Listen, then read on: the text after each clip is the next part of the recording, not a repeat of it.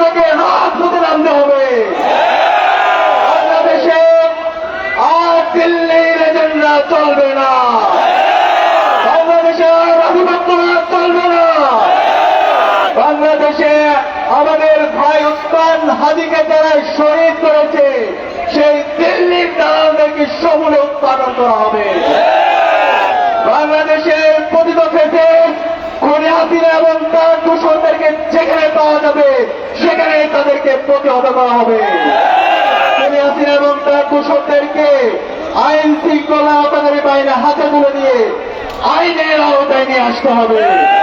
একই সাথে ওসমান হাদি ভাইয়ের উপর হামলায় যে সমস্ত সন্ত্রাসীরা জড়িত আছে, যারা পরামর্শদাতা আছে, নির্দেশদাতা আছে, ইন্টারিমের মধ্যে ঘাপটি মেরে যারা বসে আছে, ইন্টেলিজেন্সের মধ্যে যারা আছে, প্রত্যেককে এই স্বাধীন বাংলাদেশে বিচারের আওতায় নিয়ে আসতে হবে। আজকে আমাদের ওসমান হাদি ভাই শহীদ হওয়ার মাধ্যমে বাংলাদেশের সার্বভৌমত্বে আঘাত এসেছে, আমাদের দেশের সার্বভৌমত্বে আঘাত এসেছে। আজকে বাংলাদেশের জুলাইয়ের প্রজন্মের উপর আঘাত এসেছে। বাংলাদেশের এই জুলাইয়ের প্রজন্ম আর ঘরে বসে থাকবে না। শহীদ ওসমান হাদি ভাইয়ের বিচার নিশ্চিত করে আমরা ঘরে ফিরবো ইনশাআল্লাহ। ইন্টারিমকে বলতে চাই, স্বরাষ্ট্র উপদেষ্টাকে বলতে চাই, আইন উপদেষ্টাকে বলতে চাই, পররাষ্ট্র উপদেষ্টাকে বলতে চাই, এই খুনি হাসিনা এবং তার দূষণদেরকে এবং আমাদের ভাই ওসমান হাদিকে যেই সন্ত্রাসীরা হামলা করেছে তাদেরকে দ্রুত সময়ের মধ্যে অ্যারেস্ট করতে হবে।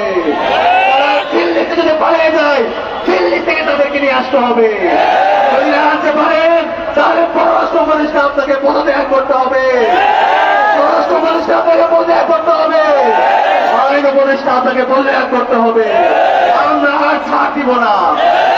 হাসিনা এবং তার দোসররা আওয়ামী লীগ কোন রাজনৈতিক দল না, আওয়ামী লীগ সন্ত্রাসী গোষ্ঠী।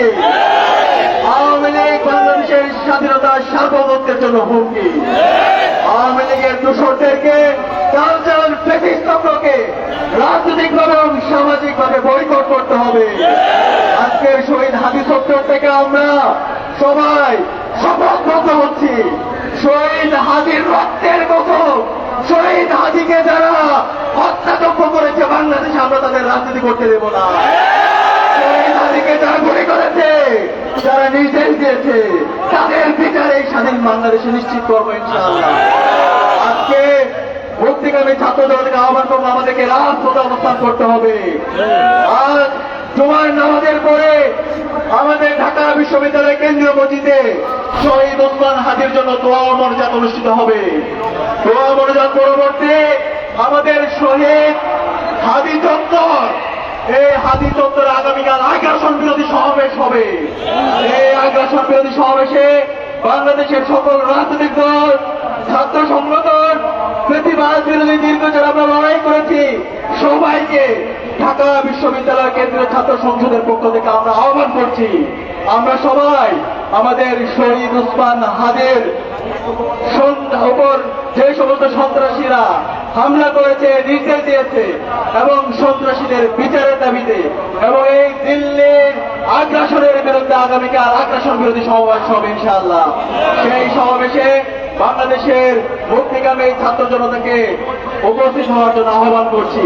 একই সাথে বাংলাদেশের টেকনাফ থেকে তেতুলিয়া, রূপসা থেকে পাতুরিয়া, প্রতিটি ওয়ার্ডে ওয়ার্ডে, প্রতিটি পাড়ায় পাড়ায় আগামীকাল জুমার নামাজের পরে শহীদ ওসমান হাদির জন্য প্রতিটি মসজিদে দোয়া ও মোনাজাত করার জন্য আহ্বান করছি। একই সাথে দোয়া ও মোনাজাত করে প্রতিটি মসজিদ থেকে আগ্রাসনের বিরুদ্ধে, আধিপত্যবাদের বিরুদ্ধে আগামীকাল বিক্ষোভ মিছিল সমাবেশ আয়োজন করার জন্য আহ্বান করছি। আজকের আমাদের এই সমাবেশ, আমাদের প্রতিরোধ, আমাদের এই প্রতিবাদ জারি থাকবে ইনশাআল্লাহ। এই মুহূর্তে আপনাদের সামনে কথা নিয়ে আসার জন্য করছি বাংলাদেশ